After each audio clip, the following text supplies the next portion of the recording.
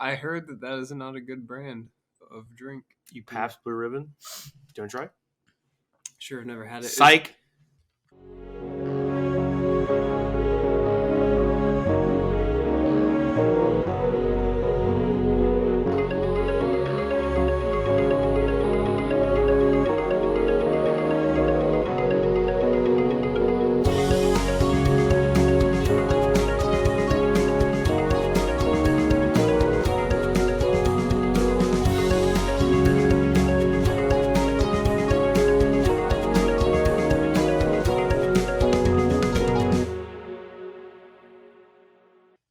Howdy roundabout, Shaggy Goose Egg boys, and Chris is a bitch. Is that the coffee one? Yeah, here, you can try it. I think you. Oh, wait, actually, it's not too bad. Can you hear me now that I'm like kind of leaning Yeah, back? yeah, we Okay, can see you. just making sure.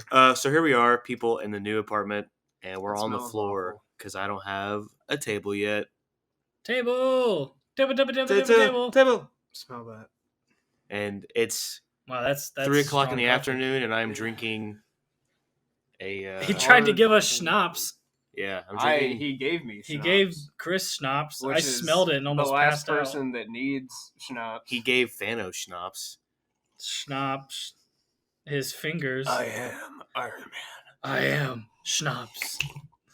But yeah, so here we are, and then we're gonna go film a little thingy. So about Mario, keep We're an gonna eye film- on that boy. film Yeah, Chris's keep your eyes little on thingy. that. It's not going to be on the YouTube channel that nobody watches. Watch our skits more, please, if you love us. People do watch our skits. What are you talking about? I know, but we need more. More! More. All right, Kylo Ren. Uh, Well, I met a guy last night that looked like Adam Driver and Napoleon Dynamite At combined. the same time, yeah. Yeah. of course, he was just standing around, so it was more like Adam, like Parker. Adam Idol. No, that's Spider-Man. Oh yeah. All right, boys. Wait. House cleaning thing, real quick. This is the last I was episode about to do that. of the summer series. Well, I wanted to interrupt you. House cleaning? Is that not? I think you mean like house housekeeping? feeding. What? No, it's house cleaning. It is house cleaning. Yeah. No, it is housekeeping. It's No. housekeeping. It's housekeeping. Housekeeping. Sorry, Housekeeping. you know what we should do? Instead of that, we should do what Gus Johnson does and Eddie Burback. Business, business, business, business. Yeah. It's cool that you watch YouTube. I watch more YouTube It's a than any of podcast. us. Yeah. Yeah. All right, go What back we're to what you doing were right saying. now? Yeah. Yeah. No, not Oh, this yeah. one. It was a different Okay. one. Yeah. Business, so business, business, business. I got business. shit. It's the coffee. you just This is the drank. last. Yeah, the little sip and the schnapps. This is the last summer series episode that we're doing, and we're going to be moving into bi-weekly releases from here on. I don't know if that's going to start with another release, or if we're going to skip a week and then go into the bi-week. I don't know. We'll see. Just And keep your eyes peeled, boys. and maybe we're still working on it, but maybe we will be filming the podcast from now on. So you get we'll still be releasing it audio as well, obviously, but No If- audio. Just no video. audio, just video. So it'll be kind of the other half of what you've been missing. But yeah, so this way, if you want to watch as well, and I'm sure we can do more sight gags and stuff, which we do constantly anyways. For those of you who can't see. Yeah, for those of you who can't see, will And- no longer and- apply. No, it will apply. It'll apply more. Oh yeah, yeah. Because it'll be video, 'Cause, and so So yeah, be on the lookout for that, and we'll keep you guys updated. Hopefully, we're able to do that, but we'll see. Yeah. Also, and continue. go ahead. I was just gonna say, any of our artsy shaggy goose Oh, yeah. eggs, if you wanna Goose egg boys, Chris. goose egg boys and Well, girls, yeah, I was gonna say. No, they're and- all boys. okay. Any of Better our be. fans out there who listen to us who are artsy and would like to, make a new thumbnail for us, that would be cool because we need one for this new series coming up. Yeah, So just apparently my skills aren't good enough. just the three of our heads, just kind of the ones with our brain, not Yeah. Oh well. Or if you just have any fan art or Yeah. whatever. That's If you just have cool any to send farts, us, yeah, that's short for fan art. I saved my breath. Farts, I like that. and then you explained That's it. what we're so. gonna call it from Yeah. now on. Yeah. All right. Well, what a way. What I had a stroke. what a way What to a world. close out the summer series with none other than With none other than. Yeah, I think you need to lay off the drinking. Yeah, Hey, you need to lay hey, off the schnapps and the coffee in a can. Hey. Hey. It's alcoholic SpongeBob coffee. SquarePants movie! What We're if doing the- none other than the SpongeBob SquarePants movies? Movies? What the hell's What wrong is with you? going on? It's the floor, This is an man. audio podcast and you cannot speak. It's the floor. It's the floor. It's the floor is It's the messing them floor. up. This is crazy. This is the last episode. I've had fun. It's with not the this. last What's the episode. last episode of the series? This is the last. It's not the last episode of the series either. Of the season. There you go. Yeah. Okay. I'll give that to you. Yeah, it is crazy. Here we are. Started out doing Leprechaun, and now we're here. Yeah. Yeah. Started from the bottom. Now we're here. And Our viewership started- has increased 0.5%, which Hey, is From very the cool. bottom, now we're at hey, Bikini Bottom. I don't know if you want your name to be said, so I'm not gonna say it. Guy, when we were doing the Fast Five skit, hey, shout out to you, bro. Oh You know who yeah, you are. yeah. Yeah. Hope- You know who maybe you you're are. listening. Yeah, super this nice one's guy. for you. Scared the shit out of me in the parking lot. Also, Came out of nowhere. Oh, I but, saw him. But I did not. I was looking at my phone and I looked up and he was there. Scared me, but super cool guy. yeah. We're talking about the Fast and Furious 5 skit, by the way, which if you haven't watched our skits yet, you Fuck need you. to. It's on the School Night Studios YouTube channel. You can look it up.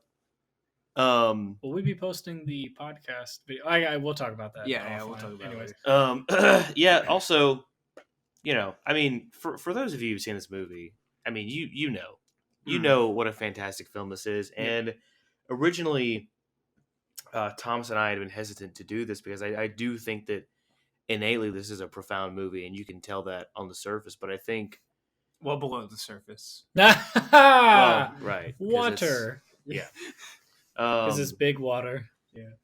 But I think we're running into a situation that's kind of like Fast Five. We'll get into that after the recap, but I wanted to preface with that. Also, this film. So my roommate, Lucas, had and my best friend of 12 years. We just parted ways for the final time, at least for the foreseeable future. So it's been rough, and I think, watching this film that is about friendship again, we'll get into, one of those things. So Lucas, this one's for you too, bub.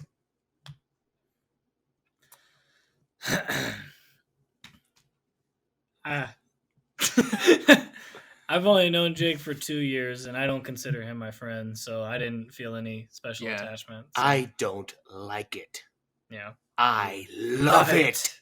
$10. $10. I'll give Chris you a doesn't hint. know it. I'll Chris give you- doesn't know it. Yeah. That means we get to punch him in the nuts. Just dead silence while I mouth the word to him. Did you say Reddit? Chris! Damn it! All right, so here's what we're gonna do. We're gonna operate on the honor system. If you said Ratatouille before Chris said Ratatouille, We'll Then you we'll get mail you your $10. $10. but if you didn't, then you don't get it. Yeah. Hey, and we'll know. I'll know. How much money do we owe people? Well, nobody has claimed anything, so nothing. Yeah, so I was gonna say you don't owe anybody anything until they ask for it. So this Yeah. is real. Like if Yes. they get it, yeah. So And for some reason, they just don't. And as Jake is in Interact charge of the on social podcast, media, it comes you can straight get from money. his pocket. Hey, it's coming. It's getting written off, so it's okay. Oh yeah, for tax reasons. Right, Yeah. yeah. For charity. All right. Yeah. All right, should we dive into this movie? Recap. All right. How you doing over there? Kyle's laying on the ground. I'm laying on a beanbag and my legs are sticking out of the recording booth. Just to And clarify, I'm so scared that somebody's gonna grab me. there's no one else here but us. I know, but still, Oh. I can't see. Okay. I need my feetsies covered. All right, Chris, hit him with it. All right, so just to clarify, this is the first SpongeBob movie, the only one that really counts, the one that came out in 2004. I fucking love this movie. Let's dive right into it. Okay. So SpongeBob the movie opens up in real life on the set of Pirates of the Caribbean. When That's my joke. where Johnny Depp and all the pirates are singing sea shanties, and they find a treasure chest of tickets to the SpongeBob movie, which is the holy grail of every pirate's dreams. And so they sail over to the nearest movie theater on a dock, and they go and watch the SpongeBob movie. In the movie, we see SpongeBob looking cool, and there's a crisis over at Krusty Krab, and Mr. Krabs tells him that there was a customer who didn't have cheese on his Krusty Krab Krabby Patty, and so SpongeBob, being all cool, goes in and he calms the customer down, gives him the cheese on his patty, and he is celebrated as the hero of the day and as the best fry cook and of the Krusty Krab. And it's done completely seriously, and it's Yeah. like an old like cop show or something. Yeah, or almost like a noir. Yeah. It's really cool. And then SpongeBob wakes up. That wasn't real. It was just a dream sequence. And SpongeBob is excited because today's the day that Mr. Krabs opens up the Krusty Krab 2. And he will be announcing the new manager. And considering the fact that SpongeBob has made the employee of the month for like 300 and something consecutive months, which means 374 374 months, which if you do the equates to calculations, 32 years, boys. Yeah. Jesus. Mm-hmm. That went right Jesus over my wasn't head. even alive for 32 years. Well, maybe like 35. It was somewhere between 31 and 33. So potentially. SpongeBob is Jesus. Well, And that's Shrek is God. And Shrek is God, so do the math. Cartoon characters are what we worship. In case you didn't know yet. Yeah. Well, anyway, so SpongeBob being excited goes over to the grand opening of the Krusty Krab 2 in confidence that he is going to be dubbed the general manager for the store. And so Mr. Krabs gets on stage and he says, announcing the new Krusty Krab manager. His name starts with an S. It's Squidward. It's Squidward because Squidward is an adult, and unlike SpongeBob, and I think he's more mature to handle this job. And so SpongeBob, very emotionally stably, does the right decision, and then basically gets what Adam Sandler from Grown Ups would define as wasted with with Patrick, his best friend.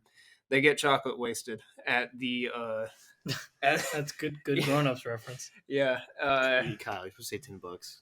Well, yeah, but that one was so deep cut, Yeah, which is never mind. I am feeling this a little bit, by the way. Do not make that joke. Well, okay, never mind.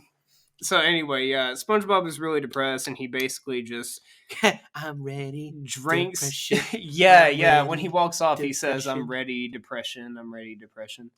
When beforehand he was saying, "I'm ready, promotion," because he was so happy and full of joy. But anyway, he basically just drinks himself to the point where he passes out. And he wakes up, and meanwhile, through all of this, Plankton is doing his average Plankton things, and he's plotting to steal the Krusty Krab the Krabby Patty secret formula.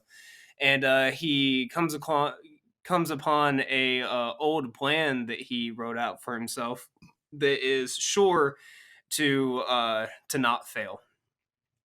And that starts with him stealing the crown of King Neptune. So now we're all caught up. SpongeBob comes very angry SpongeBob walks over to the Krusty Krab. And at this point, Mr. Krabs is confronted by King Neptune, who thinks that he stole the crown. And he's like, well, if you didn't steal it, then like, do you have a witness who can say that like you didn't do this? And so SpongeBob comes in, and Mr. Krabs is like, oh, SpongeBob can testify. And SpongeBob, yeah, SpongeBob being as chocolate wasted and angry at Mr. Krabs as he is, basically just tells him that he used to be a good guy, but now he's just a big jerk. And so King Neptune, who really wants his crown because he's bald, says, says, okay, I'm gonna kill Mr. Krabs then because he stole the crown. And SpongeBob's like, wait, no, okay, I don't like Mr. Krabs, but I'm going to do the mature thing and try and prove his innocence. And so and so he's like, okay, I'll give you 10 days to go to Shell City to find my crab. Find my crab. To find my crown before I before I execute Mr. Krabs. And Patrick says he'll do it in 9. And the King Neptune's like, okay, whatever. You got 6 days. You got 6 days to bring back the crown. And so SpongeBob and Patrick drive a sandwich to Shell City. And SpongeBob goes, You don't need a license to drive a sandwich. Which is a good continuity save, because if you are a fan of SpongeBob, you know that SpongeBob cannot drive. He's really bad at it. Mm-hmm. But not when it's a Krabby Patty, which I think in itself is profound. But I think it is.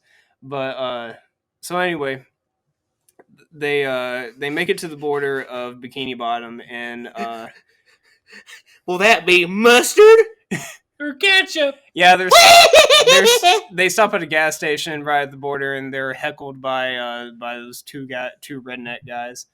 And as soon as they cross the border, they get their car stolen. Out of the car, fellas. Yeah, immediately they get their car stolen. And so they have to trek. How many seconds was that? It was 12. 12? Yeah, because the hecklers say that you guys want to make it 10 seconds past the line, and they make it 12. So, they proves them wrong. Prove them wrong. It's true. And so they trek on foot to Shell City, and meanwhile, Plankton is thriving over at the Chum Bucket because he was able to steal the Krabby Patty secret formula, and now he's making Krabby Patties, and he's getting all Mr. Krabs' business. And Squidward figures out that there's something going on, so he goes to confront Plankton about it. What? Who said that? Huh? Down here. Yeah. Yeah. and he... I'm trying to think. He confronts Plankton. He only confronts Plankton not because of Mr. Krabs' safety, but more because he needs his paycheck. Who's gonna sign my paycheck? You messed with my paycheck. Mm-hmm. I'm gonna report you to the highest authority in the land, King Neptune. Yeah, but part of Plankton's plan is, Neptune's kind of almost working for him because. With all the Krabby Patties he's selling these Chum Bucket helmets, kind of like Happy Meals, and he reveals that they are brainwashing devices where he pushes a button and everyone wearing those helmets basically just becomes zombies working for him. Zombies. Whoa. Yeah, but the Chum Bucket doesn't sell cranberries, so Anyway, bad joke. Funny. Also, in that it is revealed that he has sent a bounty hunter over for SpongeBob and Patrick, and the bounty hunter is on their trail. His name is Dennis. Yeah, his name's Dennis. And as SpongeBob stop at this bar where they see that their car that was stolen is... Hold on. Jake is gone right now. I want future Jake, when he edits this, to know I fucking hate you. I fucking hate you. Also, his Wi-Fi password is Kyle Sucks Turds. Yeah, it's crank. So if you're ever driving around and you see the you ever see the Wi-Fi crank, then you can log on by capital K, Kyle Sucks. Or wait. Kyle Sucks Turds. Yeah, that's what it's called. Yeah. So there you go. The K is capitalized. Yeah, the K is capitalized. Yeah. He lives at Ivy Green. Capital K. Why did you say where he lived? My brain. Jake can put this out. So anyways, SpongeBob and Patrick stop at this bar where they see that their stolen car is out in the parking lot, and they're like, "Oh, well, there's." Go back to listen. I'm gonna hear everything. And they're like, "Oh, well, there's no key," and they see that the burglar has the key in the back pocket, and they're like, "Okay, we need to go in and cause a distraction." And so Patrick goes in, and he says, "May I have everybody's attention? I need to go to the bathroom." And so they point him to the bathroom, and SpongeBob isn't able to get the key because it was because it was a very short distraction. And so SpongeBob and Patrick meet up in the bathroom, and SpongeBob's like, "Dude, that wasn't a very good distraction." Oh, hey, He goes. I had to use the bathroom. Yeah. Oh, hey, the soap dispenser. The soap dispenser, like. But they notice that the soap dispenser shoots out bubbles, and them being like. Are you ready, Kyle? Yeah. He goes, nah, nah, nah. No, you have to do the other one. Oh. He goes, nah, nah, nah. No, the bubbles. I'll do it by myself. Nah, nah, nah. Nah, nah, nah. Nah, nah, nah. I only knew the Patrick noise. Anyway, yeah, they go crazy because they see bubbles, and they go, hey! Who's blowing bubbles? Yeah. I don't think we know how to weed them out. All right, Jay. Okay. So anyway, the bubbles make it out into the main bar, and the guys. And then every like manly man there is like, hey, who blew this bubble? We got a rule here. Every bubble blowing bubble baby must be beat. No, how's it go? All bubble blowing babies will be beaten senseless by every able body in the bar. Yeah, so they have a rule that if you show any sign of being a wimp, and this particular sign is blowing bubbles, then you must be beaten senseless because you're not a real man. And so they line everybody up, SpongeBob and Patrick included, and to test to see who the baby is, quote unquote. They play the Goofy Goober song, which is what SpongeBob and Patrick listened to when they were getting chocolate wasted. Dude, they fucking melt. Yeah. Do. I'm a goofy goober, yeah. You're a goofy goober, yeah. We're all goofy goobers, yeah. Goofy goobers, yeah. So they play that song, and SpongeBob and Patrick almost break.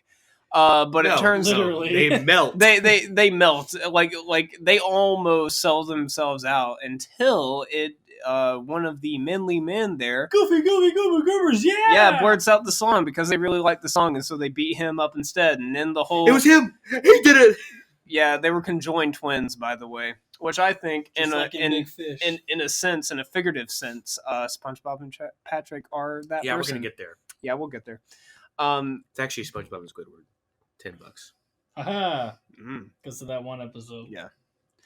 Anyway, so they get the key out of all the commotion, and so they get in the sandwich and they drive off and continue on. And so the next stop is They get this ice cream place. Yeah, they find this. Well, it's a graveyard, and in the midst of this like grave boneyard, there's this old lady just ominously selling ice cream. And so they stop, and by the way, on the way here, SpongeBob and Patrick have a conversation about what just happened, and SpongeBob's like, "Wait a minute,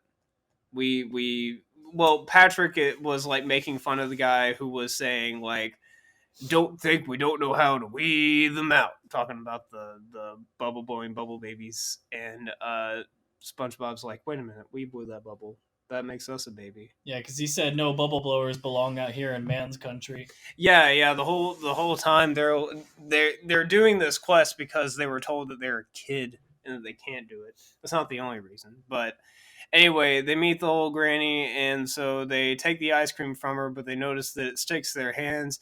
Psych, she's actually like the tongue of this huge beast that eats people, and so they get in the sandwich and they like try to drive away from her, but then the sandwich falls off of the cliff, and so does the monster, and so now they're just kind of stranded. And the monster's eaten by a bigger fish. Yeah, because as Qui-Gon said in episode 1, there's always a bigger fish. And so at this point, SpongeBob's kind of given up, and he's like, "There's no way. This is man's country. There's no way that we bubble blowing babies can do this." And so. They both give up. Yeah, well, they both give up. Well, SpongeBob first, and he has to prove to Patrick that he himself is also a baby because he still wears Goofy Goober underwear. And as they're about to walk off, Mindy comes out of nowhere, who is King Neptune's daughter and heir to his throne. Voiced by Scarlett Johansson. Is it? Mm-hmm. Wow. Hey. Yeah, Patrick has a crush on her.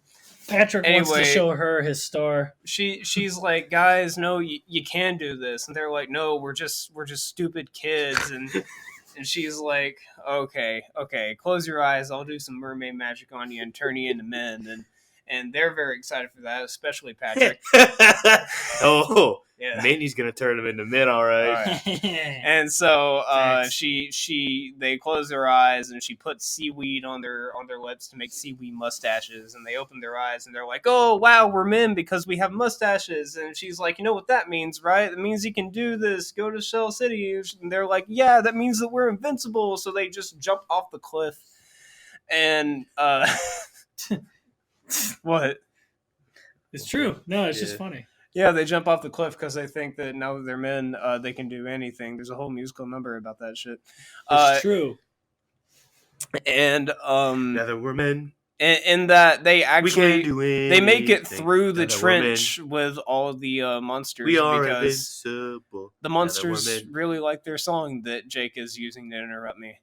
And they start ham boning and everything. It's really cool. And so they make it out of the trench. And they're doing good.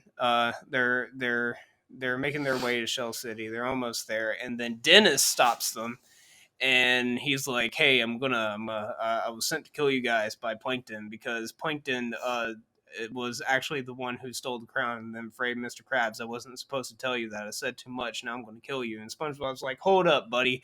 We're men. You can't hurt us. We're invincible. We got facial hair." And he's like, "Oh, you mean this like leftover piece of salad on your lips?" He rips off the seaweed, and they're like, "What? No, Mindy lied to us." And he's like, "Ha, now I'm gonna stomp you with my boot." And then Dennis gets stomped with a bigger boot.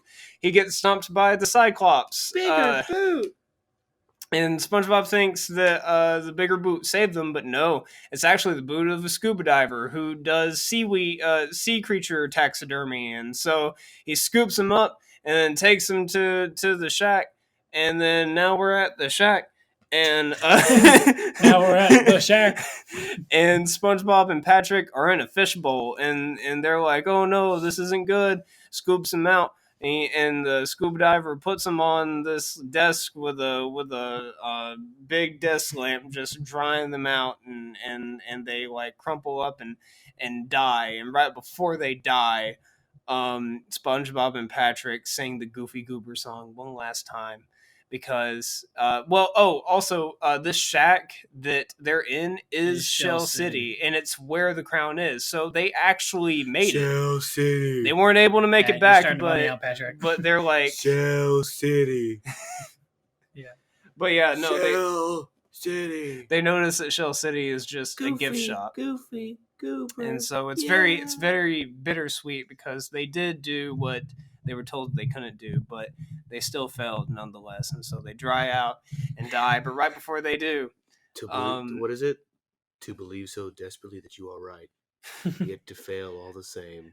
Right before they do, they both shed a single tear that comes down and merges with each other in a shape of a heart. And then it like goes down to the cord that's powering the heat lamp. And it smokes up and shorts out, and the smoke hits the smoke up and short out, baby. Smoke up and short out. That's my new catchphrase. That needs to. I like that. Smoke up and short out, baby. Anyway, it triggers the fire alarm, and so now the sprinklers are raining on all the dried up and taxidermied fish people, and they come back to life. SpongeBob and Patrick included, and they beat up the scuba diver, and that was a burp. Oh, I thought you laughed at that. SpongeBob and Patrick take the crown, and they run off, and they're on the beach, and they're like, "Oh, how are we gonna make it back to Bikini Bottom? Oh, I got this bag of winds that Mindy gave us that will take us right back to Bikini Bottom." And so Patrick opens it up, and it flies off without him. And so now they're stranded. And they're like, "Oh no, what are we going to do?" David Hasselhoff from Baywatch He's from Baywatch, right? Yes. Okay. I'm David Hasselhoff. Comes walking out onto the shore like the beautiful angel that he is, because he's playing himself, and he's like, hey, I can take you I can take you to Bikini Bottom. So they ride on Hasselhoff's back, and Hasselhoff doesn't even swim. He basically just uses his dick as like a as like a boat motor, because he's basically just a human speedboat. And they're like, all right, we're gonna make it. There's no way anything can harm us now. Psych. Dennis arrives up onto the Hasselhoff using the boot that he was squashed on, and he's like, I'm gonna kill you guys. And they fight for a little bit, but then Dennis gets washed away. No, I'm tired of running. Oh yeah, Patrick says that. SpongeBob, run! Yeah. Well, anyway, so also this is the like final day. This is the day that Krabs is supposed to die. Is supposed to be executed because they don't have the crown. And Stalling. So yeah, Mindy stalls for time. And meanwhile, Hasselhoff is like right over Bikini Bottom, and so he launches them down with his boobies. And who said anything about floating? Yeah, he basically just launches them onto the crown, into the Krusty Krab, right at the nick of time. And Nick as a Nickelodeon. And I hated that. And Plankton's like, what? No, you guys got ready for Claire. You know what I mean? Chris, for those of you who can't see, for those of you who can't Chris see, was basically mounting air. It's the schnapps. Yeah, it's getting him. It's making him feel a it's certain type of way. It's getting him randy. He's going Pelicans. I'm a cat. Chris is like, I don't like cat girls. He's like, I like being cat girls. Hey, Anne Hathaway. Halle Berry.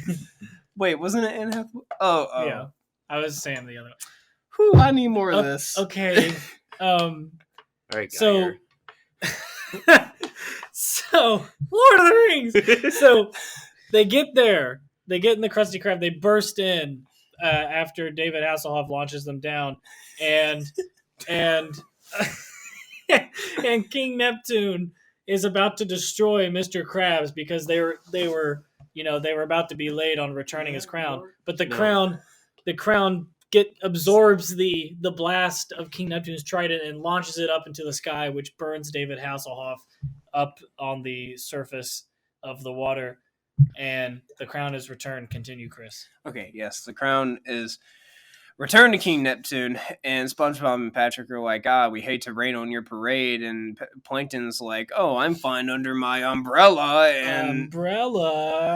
and he hits a button, and the chum bucket king size falls onto King Neptune's head, brainwashing him, and activates the brainwashing of every resident of Bikini Bottom. And so they swarm into the Krusty Krab, and they have SpongeBob and Patrick and Mindy cornered. And he's like, haha, I win. And SpongeBob's like, yeah, because you cheated. And Patrick and Plankton's like, no, not because I cheated. This isn't a game, you little kid. And SpongeBob says, you know what? I can't remember exactly what he says. Kyle does. I don't know the quote. I'll pull it up. And you know what? I may be a wingnut, knucklehead. SpongeBob basically says, most of all, I'm a goofy goober. I'm a goofy goober. Rock, Yeah. bow, bow, down, bow, Oh my God! Finish the Put your fucking toys recap. away. I'm sorry. Jay Okay, keeps interrupting. Hey. Oh God! Stop. Fuck. Okay, so Hey, these are SpongeBob. good quotes, okay? SpongeBob has. You laughed at them every time I do them. SpongeBob has this huge Cinderella speech where he talks about how I think you mean Cinderella has a SpongeBob speech. where he says, yeah, you know what? I mean, you win because, you're a dirty, cheating, evil person, but I did everything that everybody said that I couldn't do. I won in my own way. I won this in my own way because I actually succeeded when the odds were against me. And he says, most importantly, I am a goofy goober. I won being a kid. And he has a really cool scene where he basically does like a Goofy Goober parody of the Twisted Sister song I Wanna Rock. And he frees everybody with his awesome rock star wizard guitar solo and breaks all the he blows everybody's he master explodes everybody's helmets off. And everybody's freed of the brain control, and Mr. Krabs is freed and innocent. Plankton is thrown in jail, and Mr. Krabs presents him with the Krusty Krab 2 manager title, and everyone lives happily ever after. Ocean Man, take me by the hand, lead me to the land that you understand. All right, now that Chris has consumed half of the podcast. I'm sorry. And I've been through a lot in the past 6 days, 5 minutes, 27.5 seconds. And if I've learned anything during that time, it's that you are who you are. And no amount of mermaid magic or managerial promotion or some other third thing can make me feel any more than what I am inside. A kid. But that's okay! Because I did what everyone said a kid couldn't do. What's happening? I made it to Shell City. What's going on? And I beat the Cyclops. And I rode the Hasselhoff. And I brought the crown back. So yeah, I'm a kid. And I'm also a goofball. And a wingnut. And a knucklehead McSpazatron. But most of all, I'm a goofy goober. Put your toys away. So I have a weird thing with this movie. I all my life I've had trouble sleeping, and I used to as a young lad. I used to help myself go to sleep. Watch this movie? No, I wouldn't watch it. I would what's the word I'm looking for? I would quote by quote say the lines of this movie in my head, and I always got to the part where they were in the Thug Tug, that boat where the bubbles were. I would always get to there when I fell asleep. I lost my contact. But I would go through the movie like line by line. That's how many times I watched this as a kid. So that's just like a weird little factoid. Now I just sit in existential silence. I just lay in bed and think, oh god, everything costs so much. And yet you receive so little. I can't sleep ever. Can't see, but I'm giving Kyle a good hug. He gave me a nice warm hug. You're not getting that from me. Now I understand why Claire married him. Yeah, for that. Yes, for the mounting. So, real quick, this movie has to have taken place in an alternate universe. Yeah. Why is that? Because Krusty Krab 2 never existed. Yeah, Perch Perkins looks different in this movie than he did in the series before. Well, also, he looks completely different. He's a different fish. King Neptune looks different than he did in the other episode where King Neptune, the Fry Cook, not the Fry Cook Games, but the one where King Neptune made 100 burgers and then SpongeBob made one. Well, was that before? Hold on, that was before. Okay. And the Krusty Krab 2 never reappears, and Plankton goes to jail. All of this points to an alternate reality because Steven Hillenburg, this is the last project that he worked on with SpongeBob where he was the showrunner. He was still executive producer, but he was off pretty much doing his own thing after this because this was supposed to be the finale of the show. Wow, that would be a short run for the show then. Yeah, it would have been 1999 to 2004, so about a 5-year run. But it was only 3 seasons. But those 3 seasons? They're the best 3 seasons. It's golden. SpongeBob. Yeah. No, they're yellow. What? I don't even know what you said. That's how unfunny they're it was. yellow, not golden. Because they're absorbent and yellow. Yeah, and porous are they SpongeBob SquarePants. I'm lost. I don't know. No, that's a different show. or maybe the same show, just in a different universe. I didn't know that there was a multiverse of SpongeBob. Yeah. Well, once again, because Chris took about 25 minutes to do the recap, What's this movie about, guys? I think, I mean, it's pretty clearly about growing up, right? Yeah. But Well, is it? yes. Or is it Well, about not growing up? I think it's about holding on to that bit of you that hasn't grown up in a grown-up world.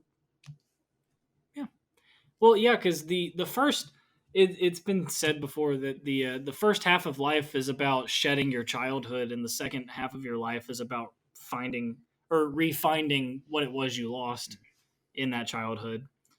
And I think that kind of shows here. It's kind of a balance on that. Well, we what I like to what we enter here is what I like to call the T-Rex paradox. Mm-hmm. For those of you who don't know, in Step Brothers, near the end, I don't Brent. What's the dad's name? I couldn't tell you what the dad's name The was. dad, John C. Reilly's, or as Chris would say, J.C. Reilly's. Yeah, J.C. Reilly's. J.C. Penney's. His father has a story near the end where he says, I used to love being a T-Rex, playing as a T-Rex, and then my father was like, "Grow up, get a job, you worthless piece of shit. You're 17." And then the dad stopped doing his T-Rex, and he grew up, and now he's just kind of this lame doctor. He's super successful, but Mm-hmm. but he forgot how to play as a T-Rex. Yeah. And I think that's what this movie's about. Mm-hmm. Is like you said, holding on to what gives you life, while maintaining a responsible adulthood.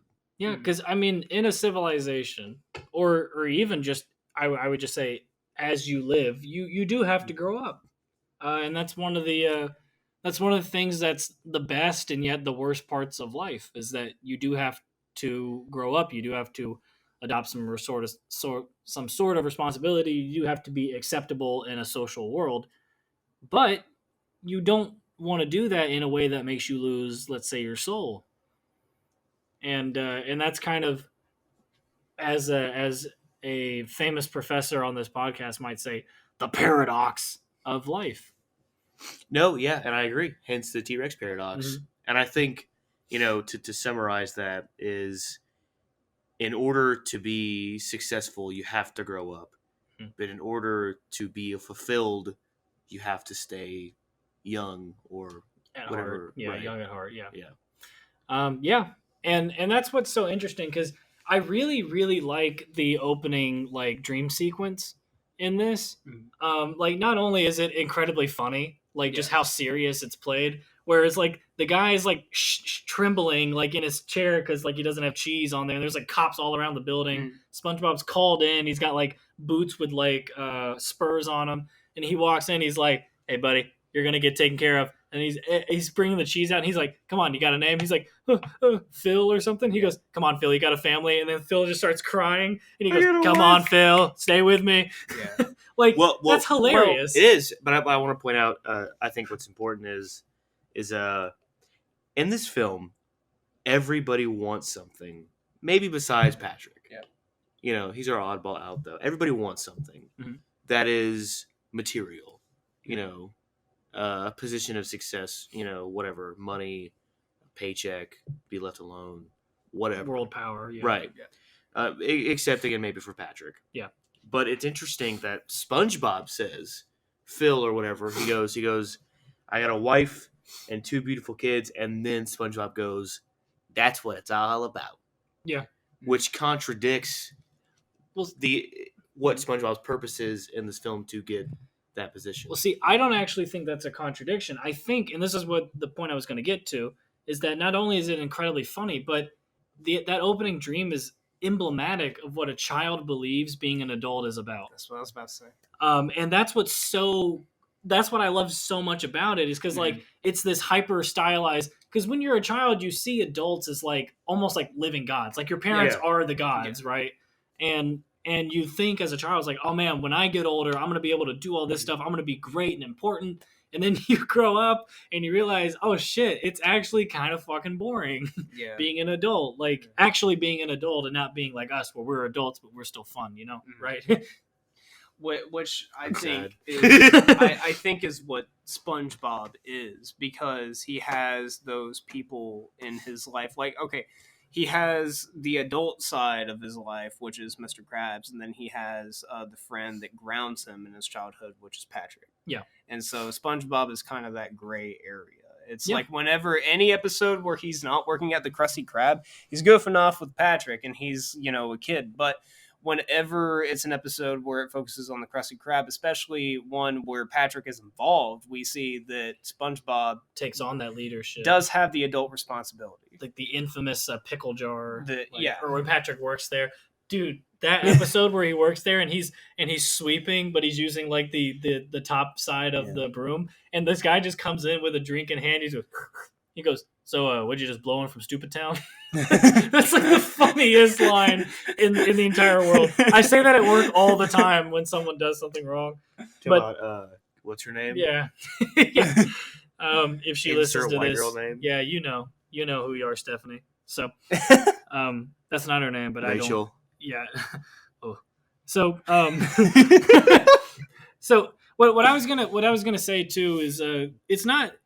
It's like the noble child. It's not that they don't want to grow up and be responsible, like their role models, right? It's not that they don't want to do that. It's just in their current state, they're too undeveloped to where they can only imagine adult life manifesting in childish ways.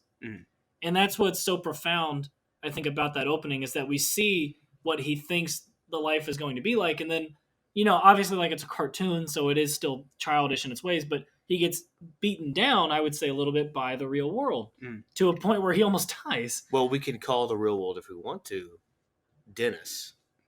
It is the opposite side of that extreme adulthood. Yeah, well, I would say just all the antagonists.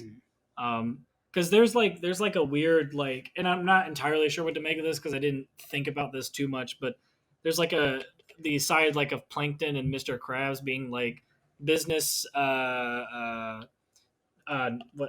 the opposite of partners? Rivals, thank you. Well, yeah, and there's like a whole like there's some sort of capitalist message, I'm sure, hidden in there because it's a Hollywood movie, so there has to be. But I just think that's kind of interesting as well. Like, there's all these forces at play that externally grow SpongeBob up, and he is able to do that because he does say a very grown up thing, because the whole movie he's wanting to be something greater, and he says, well, I'm just going to be who I am, and that is a grown up. I mean, we can get into why that may not work on a societal level, but we can at least say that is a wise thing to say for an individual, right? To truly embody as well, not just to parrot. And have that realization, number one, that can be articulated. Yeah. Mm-hmm.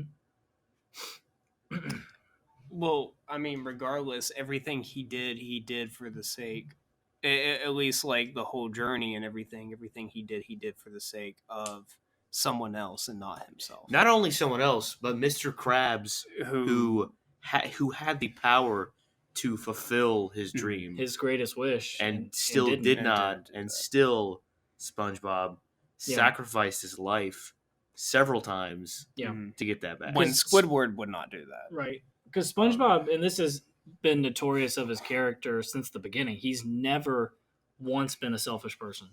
Yeah. The only I mean, I honestly, now, post this movie, I haven't seen as many of the SpongeBob episodes, but I know I've seen every single episode of the first 3 seasons at least like 4 or 5 times. There's not a single instance of him being selfish in those episodes, except for the one where Plankton's involved. There's 2. There's one where he goes to the beach and Plankton tells him to be like assertive and stuff, but even then he gives everything back at the very end. And then there's the other one where Plankton takes control of his brain, and like literally like walks him like through the walls and stuff. There's those times that I would say he's being selfish, but he's not in control of himself at one point, and then he gives everything back at the other. So SpongeBob's not a selfish person, and I think, first of all, I don't think he's a kid if we're looking at that, because I think kids are selfish. Because why would you not be?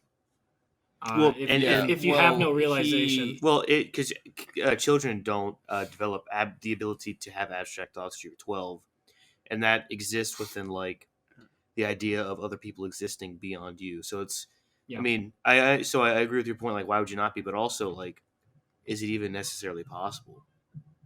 Possible. What do you mean? To be not be selfless? selfish in some aspect. I feel like SpongeBob is selfish in some aspect because, like, okay, well, at the very end of the movie, where he's like presented with the management. Are you position kidding that he me? wanted. I was just gonna tell you your fly was down. Yeah, well, Squidward like is about to hand it to him, and he's like, "No, I can't take it." And then Squidward's like, "Oh, I see. You understand that this does not define you. This isn't what you need." And SpongeBob's like, "Ha, I'm just joking. Yeah, I'll take it because it's what I want." Yeah. Well, I would say, then we start getting into the weeds. Let's define selfishness, because if you are, I don't think it's selfish to want to better yourself. Yeah.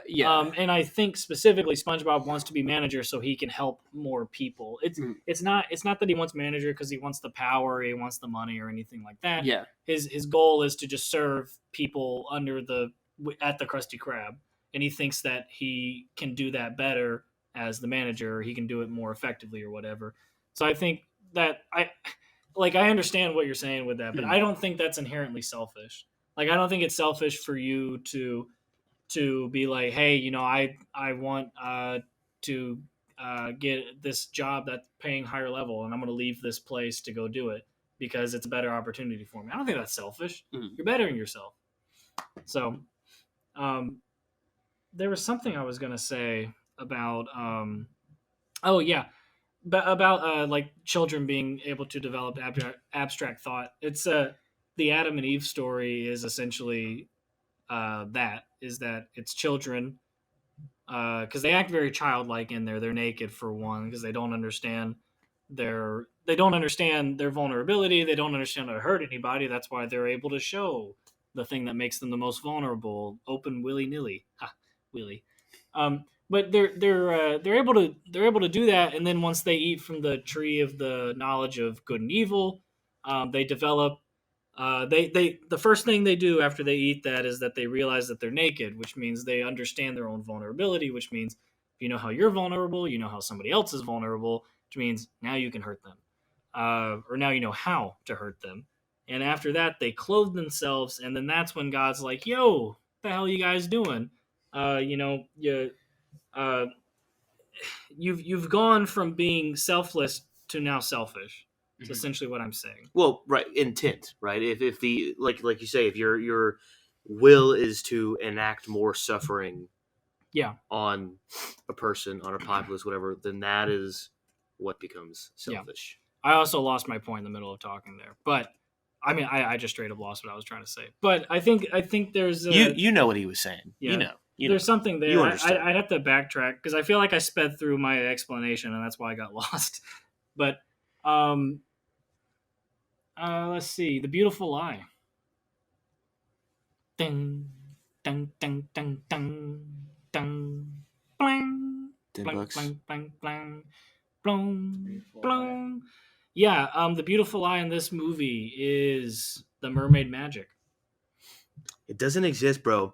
And what's wild, because there are definitely elements of manliness, however you want to call it, in this film. And I mentioned this earlier. I think maybe a more appropriate epitomization, and here we go, a hyperbolistic epitomization of manliness is what Dennis is. Yeah, and I think, and we can go back to the kid stuff as well. The fact that SpongeBob and Patrick weren't adults, is exactly why they succeeded.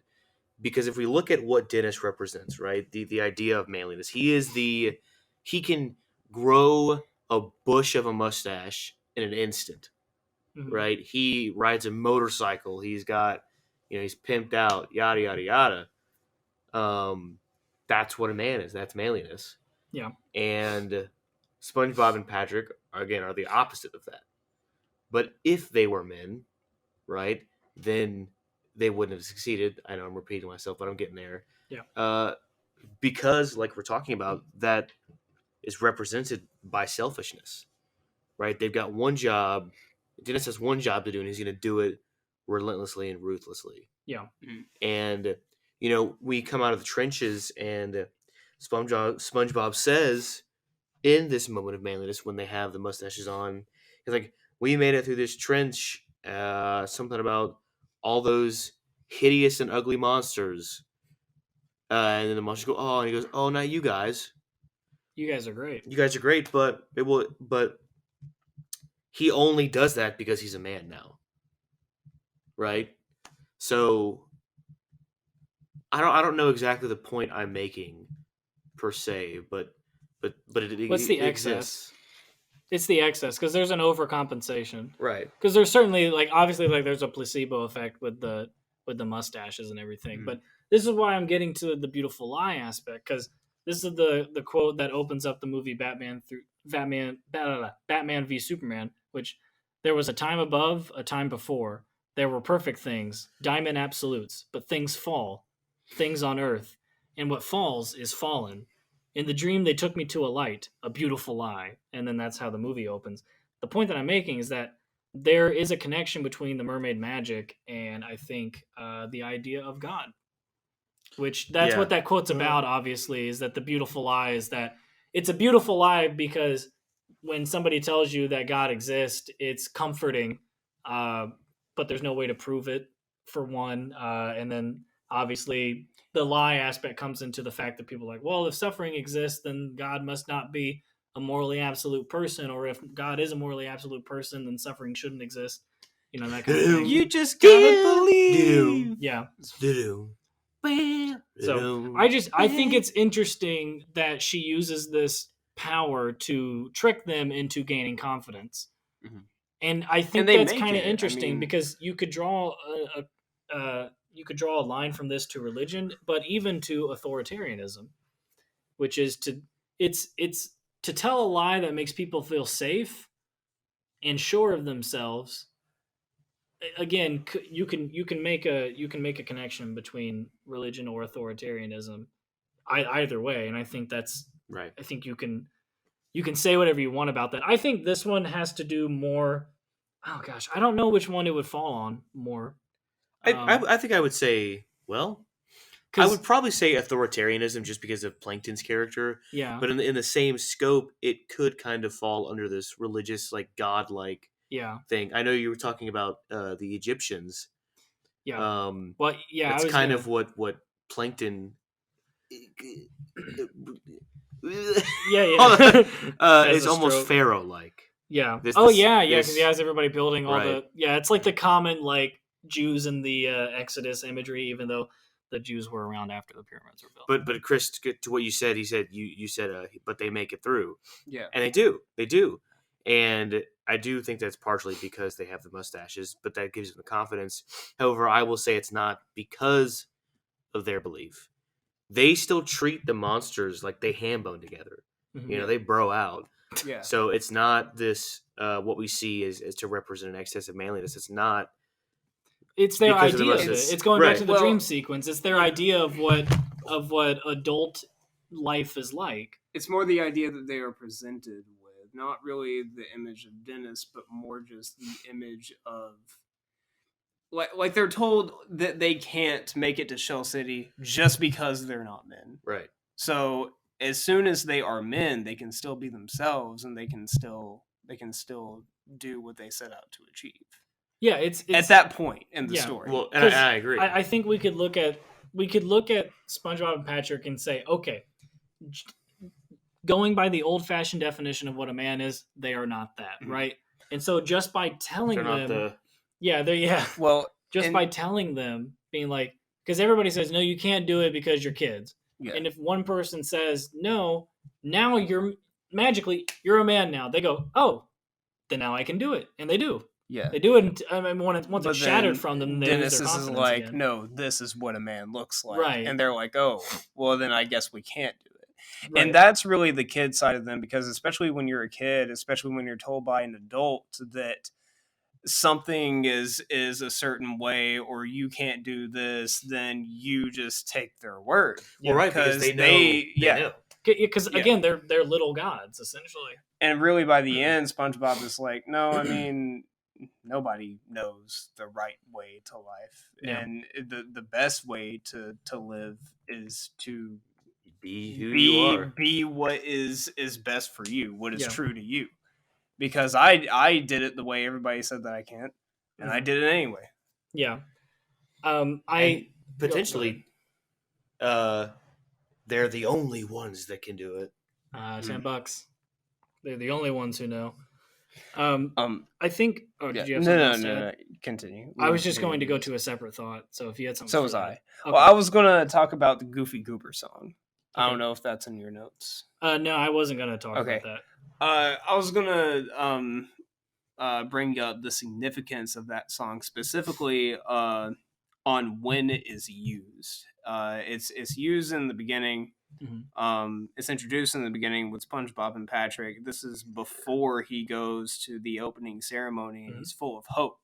So he's clinging on to that childlike wonder of like the Goofy Goober song. Oh, I am a Goofy Goober. You're a Goofy Goober. We can be kids. And then when he's shot down and he goes and he wastes himself away, they sing the song then, but it's more of a mourning for his childhood, a mourning for his dreams that he lost. And so the third time when we see it is when he's basically being shamed for being a kid at the bar. He's the Thug Tug. At the Thug Tug, which is a hilarious boat name. But go ahead. Yeah, they're using it as a way to find out who is not a man, and you should be ashamed of this song. You should repress your childhood, and that's what a man is to some people. Which it's funny because repression of emotion. Yeah. One of the men, or two of the men who sing it are men. Yeah, which proves that, and it doesn't mean that they're not men. It doesn't mean that they're not men. It just means that they still. It means that they still have that bit of childlike of their childhood in them. Mm-hmm. But apparently, to some people, you just can't have that at all to be a man. And of course, the last time you hear it, and the last time, no, we hear it when they're dying. Yeah, we. It's the one last. It's the thing that helps them cling on to life, and greet death.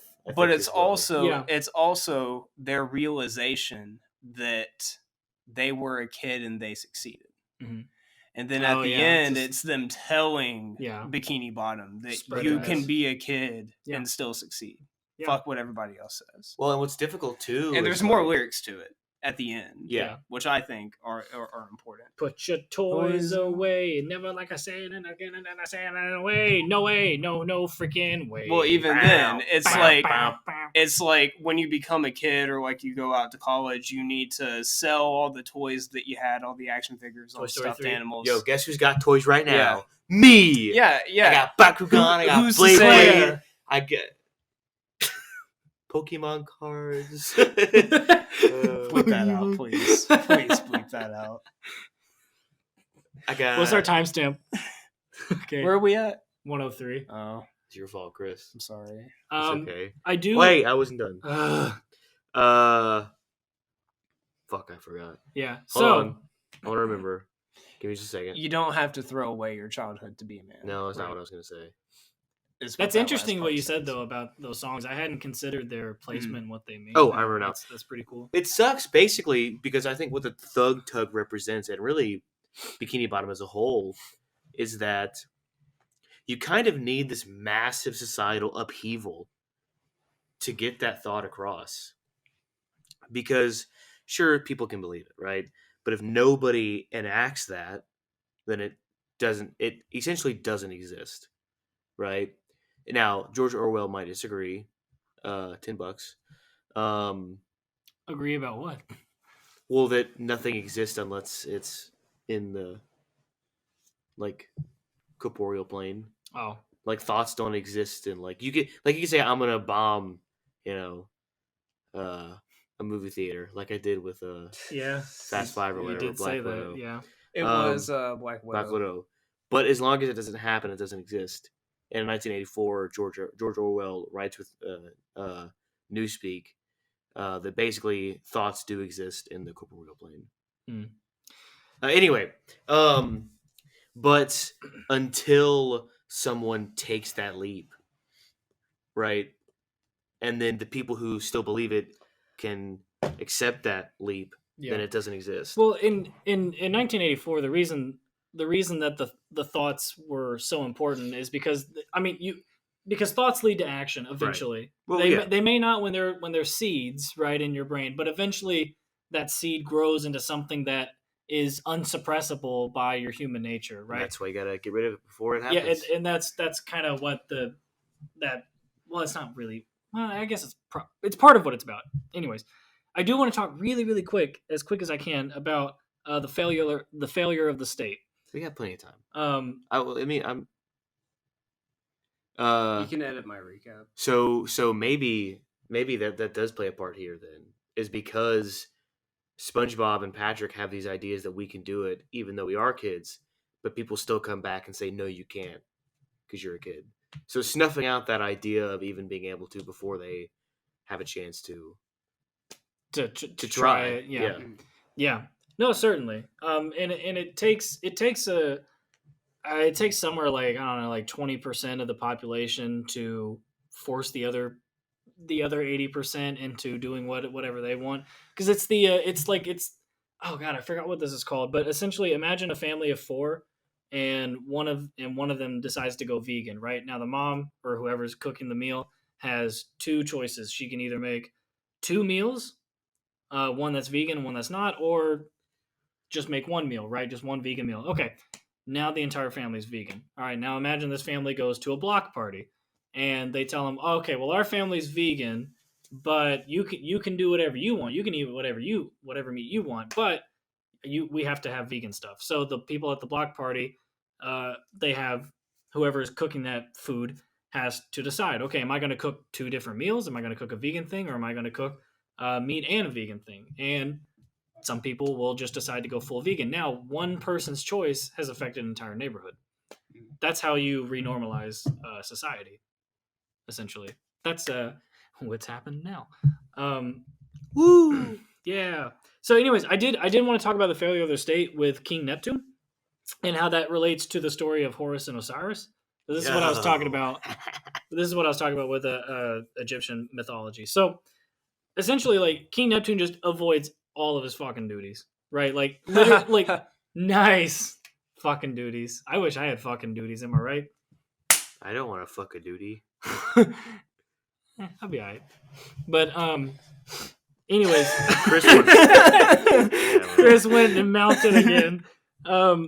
So and I think smoke up and short out. I know King Neptune is a monarch, but I think he's emblematic of a politician, because he's so focused on his image that he leaves everything else to the wayside. An actual dictator rises up in his kingdom, and this man's focused on getting hair on his head. Well, think about how he lost his crown. He had it, he set it down, and it was gone. Yeah. Like, that's literally what happened. Yeah. Well, that's the thing. Like, every adult in this show is flawed by their own insecurities. Every adult. Krabs, it's like losing his money. Plankton, it's staying in the pit that he's in. Well, it's about what they want. Yeah, it's always about what they want. And SpongeBob has never, leading up to the movie, he's never fallen into that pit until the beginning of this movie. And even then. And for that short period of time, until he is presented with a new purpose, he turns into them. He basically just wastes himself away until he's given, because okay, I don't think that the whole like management position, I don't think to him it's necessarily success. It is like Kyle said, an opportunity. Not necessarily opportunity. It's basically how he is looked at by the people that he looks up to, which is a big thing about being a kid, because Mr. Krabs is kind of like his father figure. Mm-hmm. And so, like, being a very, like, outstanding employee and being employee of the month and upholding that, maintaining that reputation is important to him, because if he's not the person that he needs to be for his people, then what is he? And so I think that's what it. I don't think it's success. I don't think it's the opportunity, because I think that's just Krusty Krab is where he wants to stay, but for that reason, because that is his family and that's his purpose. Family. Yeah. But he goes back to himself when he has another purpose to deliver for Mr. Krabs. Mm-hmm. Well, it's certainly in his selfless nature to want to be able to do things for other, and that's going to supersede any other desires that he may have. Yeah.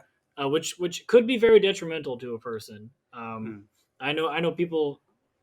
I almost gave away who that was.